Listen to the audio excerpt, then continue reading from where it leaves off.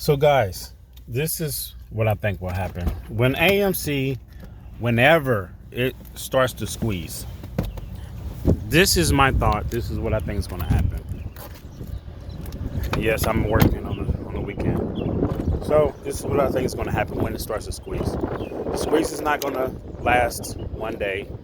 It's going to last multiple days. It could last 3-4 days, maybe 5, right?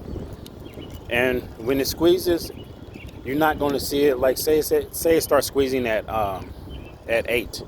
You're not going to see it shoot up to like 8, 9, 10.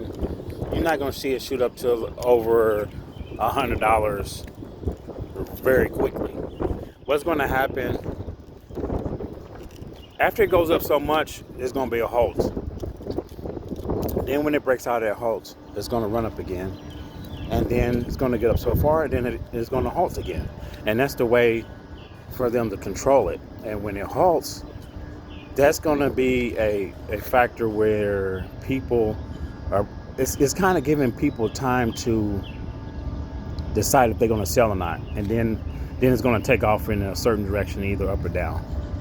So while it's halting, it puts this kind of like, for some people, and especially if it's a squeeze, it's going to be like a psychological thing where it's going to confuse people, and people are going to be like, well, it may shoot down, so they're going to sell, and some may even buy more. But there's going to be a lot of halts going on for the last for at least a couple days until it reaches its potential. But they are controlling it, and they're going to control it, and they don't want this stock to disrupt the market, because the market's already in bad shape right now. So keep that in mind. That's probably what's going to happen, most likely. And they're not going to let it get to no $1 million. They're not going to let it get to $50 million. That's just my thought. So that's why you have to have a certain amount of shares to where you're going to be okay when it reaches like $400 or $500, if it reaches that. Okay, you already know that you already know the highest point that it can reach, right?